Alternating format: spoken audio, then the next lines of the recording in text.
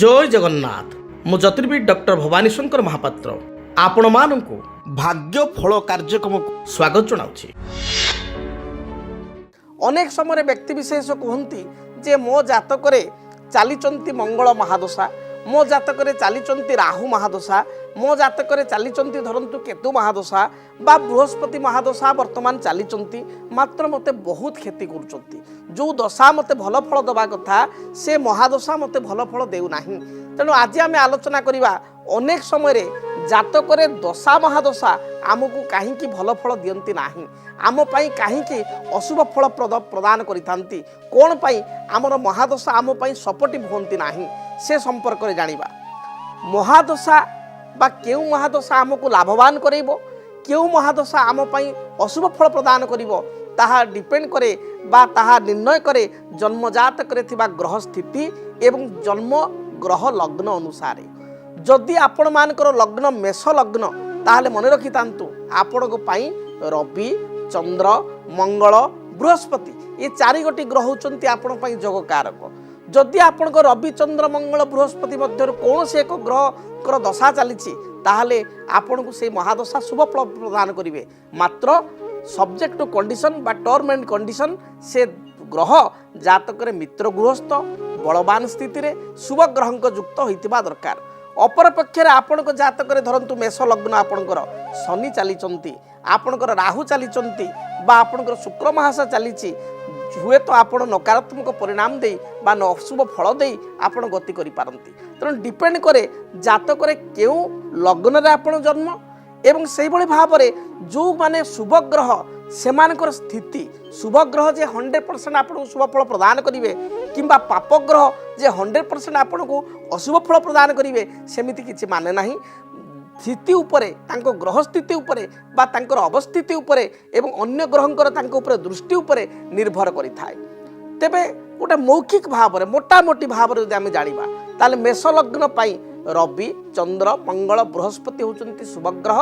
यही दशा जो चलन होता है ताले शुभ फल मिलता है। से भली कर्कट लग्न सिंह लग्न आपणकर बिछा लग्न धनु लग्न एवं मीन लग्न पाई यही समस्त लग्न पाई मेष ठारू जो आम आरंभ करिया प्रथमे मेष आपन टिपी रखंतु कागज रे मेष लग्न कर्कट लग्न सिंह लग्न बिछा लग्न धनु लग्न मीन लग्न ये समस्त लग्न पाई रवि चंद्र मंगल बृहस्पति ये चारि गोटी ग्रह होचंती जोग कारक।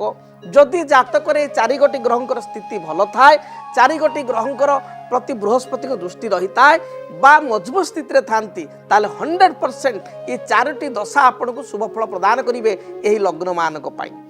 जदि एतद व्यतीत आपणकर लग्न होता है वृष मिथुन आपणकर कन्या तुला मकर एवं कुंभ यही लग्न पाई रवि चंद्र मंगल बृहस्पति अशुभ होगले।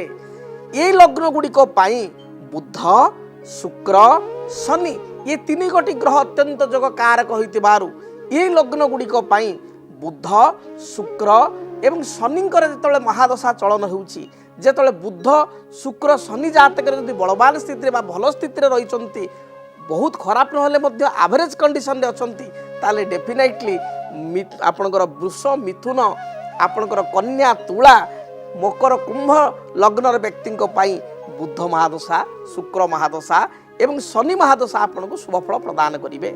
तेबे आपण जन्म जातक जदि महादशा आपन को अशुभ फल प्रदान करुए ताहले आपण जड़े ज्योतिर्विद सहित साक्षात करेंगे।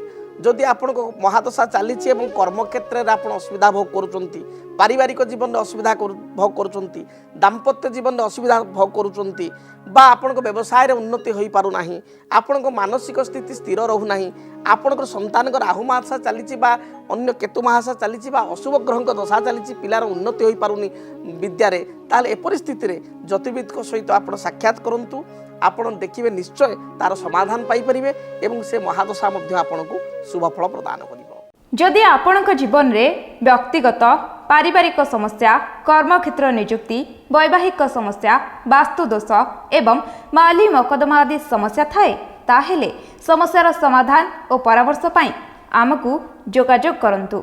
ज्योतिर्विद doctor Bhabani Shankar Mahapatra Budheswari colony plot number 26 Bhubaneswar phone number 9776833302 9439444924 ଆମର ୱେବସାଇଟ୍ www.srijagannathastro.com।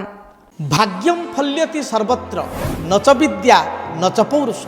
ଆପଣଙ୍କର ଭାଗ୍ୟ ଆପଣଙ୍କ ପାଇଁ ସବୁକିଛି ଏବଂ କର୍ମ ଏବଂ ଭାଗ୍ୟ ଗୋଟିଏ ମୁଦ୍ରାର ଦୁଇ ପାର୍ଶ୍ୱ।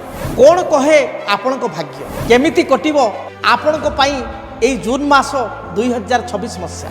ଦର୍ଶକ ବନ୍ଧୁ, ଆପଣମାନେ ଜାଣିବା ପାଇଁ ଚାହୁଁଛନ୍ତି ଆପଣଙ୍କର କର୍ମକ୍ଷେତ୍ର, ପାରିବାରିକ ଜୀବନ, ଆର୍ଥିକ ସ୍ଥିତି, ବୃତ୍ତିଗତ ସ୍ଥିତି, ବ୍ୟବସାୟିକ ଜୀବନ କେମିତି ରହିବ ଜାଣିବା ପାଇଁ ଦେଖନ୍ତୁ ଜୁନ୍ ମାସର ମାସିକ ରାଶିଫଳ କେବଳ DTV ଓଡ଼ିଆ।